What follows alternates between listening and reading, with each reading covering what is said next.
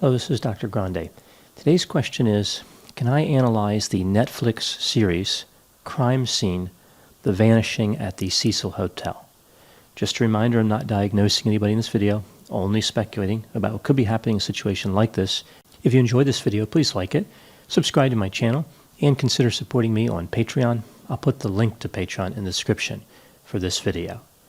So first I'll start with the framework of the series. I'll kind of describe the dynamics throughout it, and then I'll offer my analysis. So starting with the framework, the series really examines three different areas. The Cecil Hotel in Los Angeles, California, which was built in 1924 and has a long history of criminal activity occurring on the premises.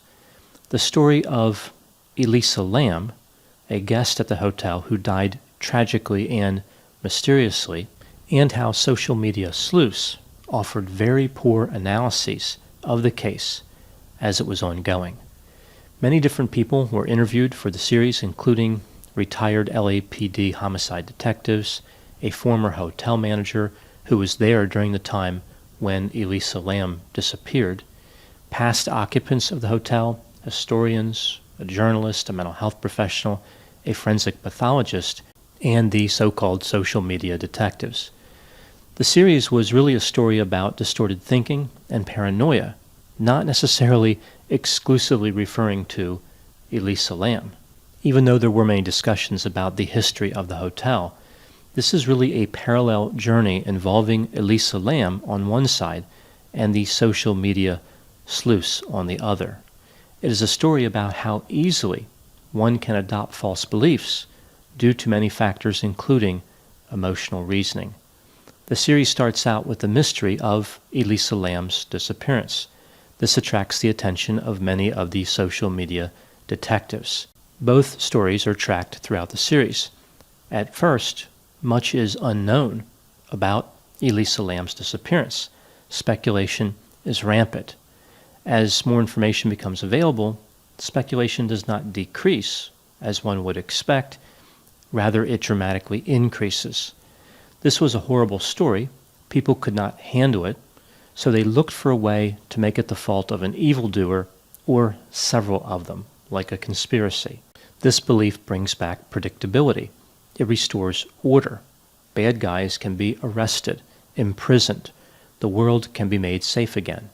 A non-bad guy explanation is far scarier. If Elisa Lam could die from behavior caused by bipolar disorder, then who is safe? The series showcases the poor reasoning skills of the social media detectives. They fall into pretty much all of the common traps that characterize non-scientific thinking. I will look at a few of the mistakes that were made by these so-called social media detectives. The first one, overemphasizing details. They looked at every small bit of information that was reported as incredibly significant. They didn't know how to weight the evidence. They dismissed the role of bipolar disorder even though they had no training in mental health. They connected strongly to the mystery as to whether the water tank hatch was open or closed. They believed that was somehow absolutely crucial in the analysis. So one detail that could have been reported wrong, and as it turns out it was reported wrong, and that allowed their analysis to be completely derailed. The next item, they did not understand what the word investigating means versus the word analysis. The social media detectives did not actually investigate. Rather, they looked for coincidences that were far removed from the issue at hand.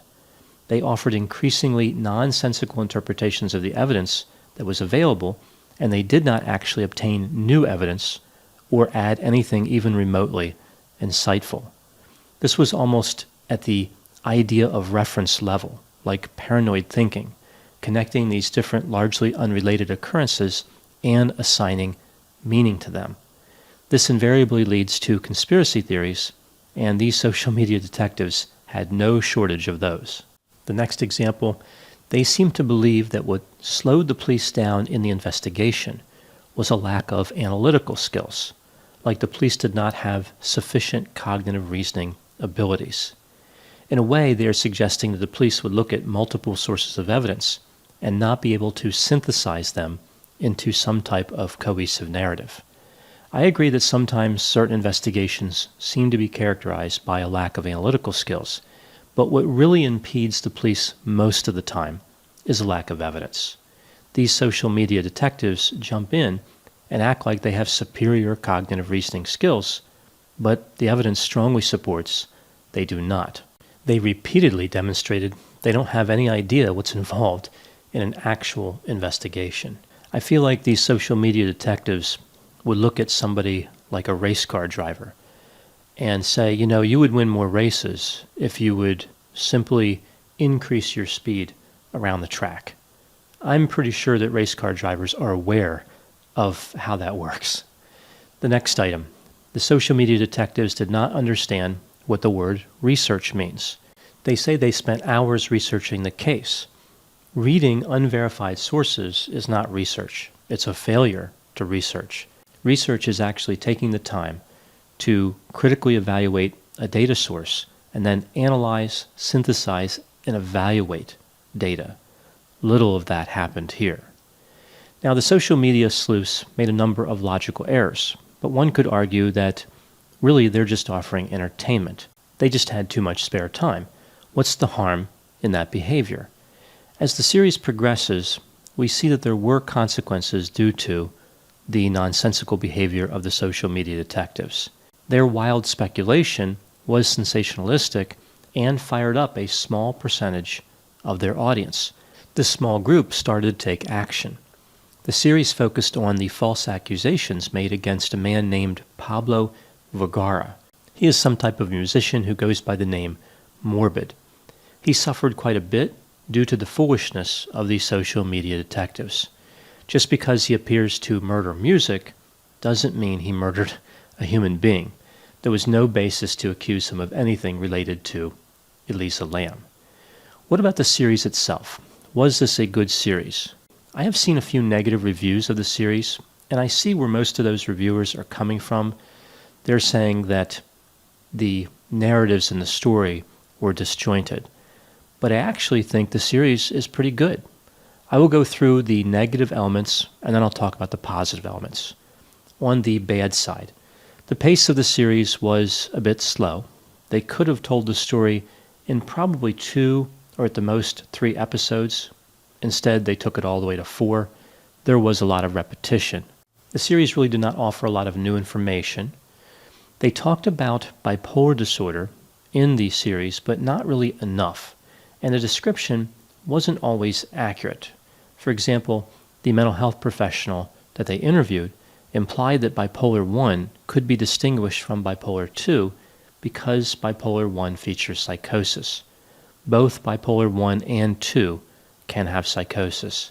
What distinguishes the two disorders primarily is how severe the manic symptoms are. Bipolar 1 features mania, and bipolar 2 features hypomania. Hypomania is less severe. Both disorders can feature severe depression, though, which may lead to psychosis. Overall, research shows that bipolar 1 is more severe in terms of hospitalization and psychotic symptoms, but bipolar 2 is associated with more frequent episodes of depression and hypomania. Therefore, one could say that bipolar 1 has more intense symptoms, but bipolar 2 is more severe as far as episode frequency. I guess my concern from the way bipolar disorder was depicted in the series is that people may think that bipolar 1 is the only type of bipolar disorder to be concerned about, but both disorders are serious. Now moving to the good, to the positive aspects. The series did a thorough job of explaining the Elisa Lam case, and I think it did an excellent job of exposing the so-called social media detectives and the consequences of their behavior. I also liked in the end how they gave them an opportunity for redemption, to explain how they had demonstrated irrational thinking. In that way, they kind of brought the story full circle. So here's my summary of the series. Overall, I liked it. At first, it seemed like the retelling of a popular true crime mystery without offering anything new, but then as the series unfolded, we see that parallel journey I was talking about. The examination of Elisa Lam, along with the social media detectives. It's a cautionary tale, one that I think is particularly important considering recent events. It speaks to the ingredients and conditions necessary for people to form false beliefs with such conviction that they then act on those beliefs. The series highlights the importance of overconfidence combined with gullibility. We see a lot of people out there who believe that they have amazing talents, incredible analytical skills, unparalleled investigative abilities, and they go out into the world and try to make a difference. The problem is that often they're just adding noise to the equation. They are misinterpreting evidence and aligning evidence in illogical ways. The series cleverly used the story of Elisa Lam to communicate an important message about how people form nonsensical beliefs. Those are my thoughts on this series. Please put any opinions and thoughts in the comments section. They always generate an interesting dialogue. As always, I hope you found my analysis of this topic to be interesting. Thanks for watching.